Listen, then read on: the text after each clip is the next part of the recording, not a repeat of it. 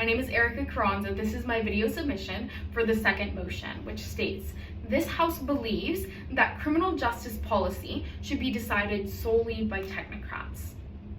Before I can get into my three, I'm going to give you what the three substantive arguments were on both sides of the House. For proposition, we saw first one on efficiency and a more consistent justice system because technocrats use data and expertise to implement policies.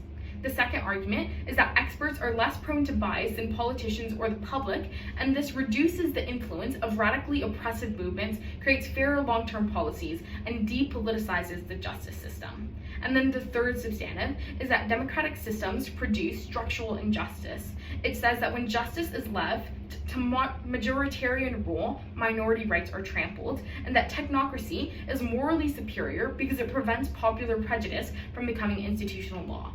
The three arguments on side opposition is firstly on democracy. It says that government should be by the people and for the people. It argues that technocracy eradicates the judiciary and legislative branch, which is harmful to the existence of democracy in and of itself. The second argument is that technocracy entrenches injustice behind the guise of neutrality because the technocrats rely on data that reflects a racist and unjust past. And then the third argument is that democratic systems allow for reform and accountability. Side proposition spends 8 minutes of their substantive argumentation advocating for the rights of Black and Brown communities.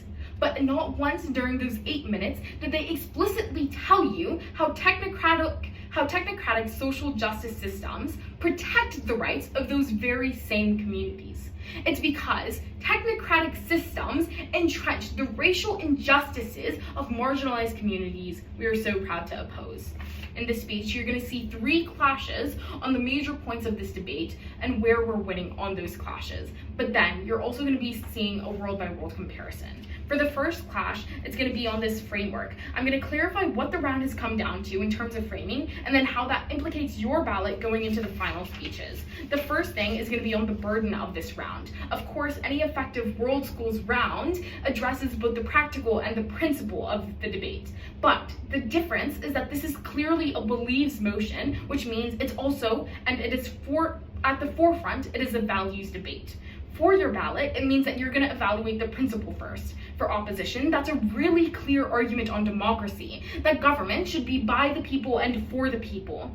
It argues that any government that overrides democratic consent, representation, and limits mobilization is less democratic and morally impreferable. For side proposition, it's the idea of justice, which was hung practically on these ideas of efficiency, of consistency, and of the idea that technocratic systems somehow can mechanize a way that doesn't entrench racial biases that are shown time and time again within the data that they use to create their own policy.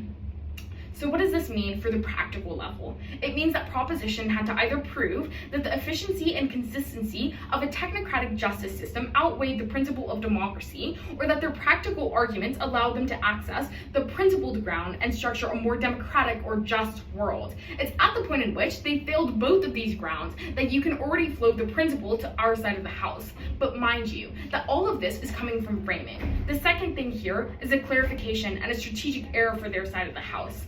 The first bit of framing that we see for the round comes from the info slide. It contextualizes to you that technocrats use data-driven analysis and technical expertise to design, implement, and evaluate policies. That characterization is that they are purely data-based and non-politicized third parties because they're not voted in or swayed by politics. In the proposition 1, their arguments on efficiency and legal consistency are contingent on this notion, but their very first response to our case on democracy is that protest, voting, and suing for reform still exists on their side. The reason why this is so problematic for side proposition is because they end up crossing the House. If protesting and voting can affect technocrats to some degree, then they're inherently politicized, which mitigates all of proposition's impacts at best and completely washes their arguments at worst.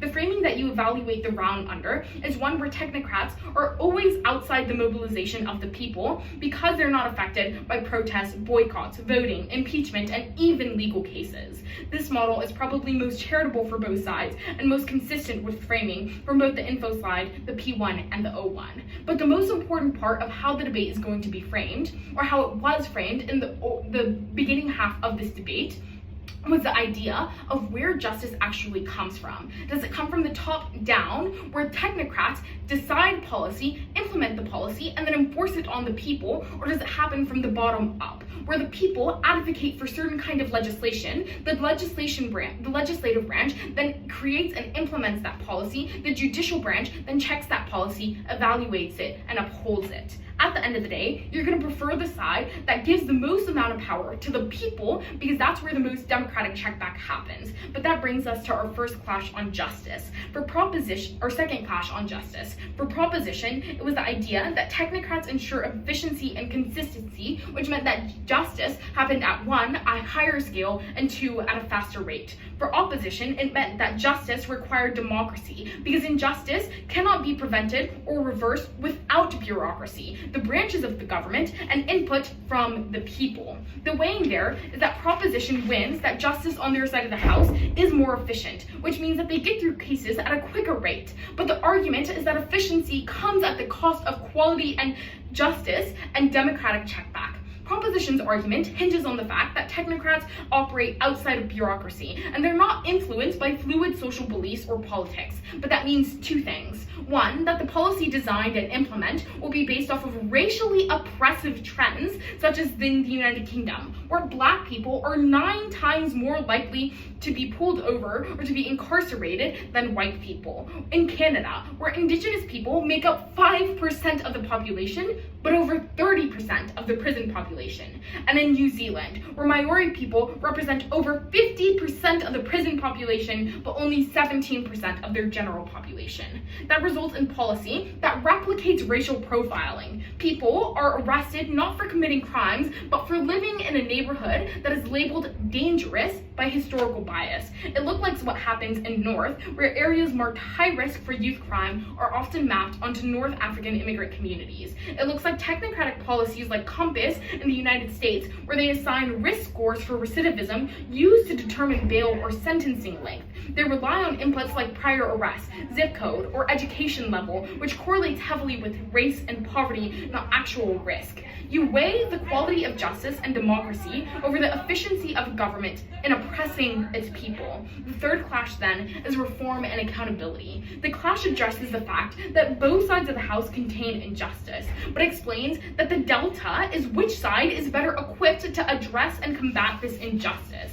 At the end of the day, if we see that racial prejudice exists for side proposition and side opposition, then the side that's going to win your ballot is the side that can most effectively check back against this kind of prejudice, against the injustices we always think that look like side opposition. At the point in which proposition's entire policy, the criminal justice system, was based off of trends that were already proved to be historically exploitative, historically corrupt, and historically prejudiced, you always preferred side opposition because policy was fluid and based off of what the people wanted. It was not concrete and based off of third-party systems that relied solely on data but not equity and lived experiences. For side proposition, democratic systems produce structural injustice because when justice was left to Mudgetorian rule, minority rights were trampled. But on side opposition, democracy may have had access to those same injustices, but it was also the only side of the house that mechanized a way for which those injustices could be checked against. The problem is that proposition's world is largely descriptive,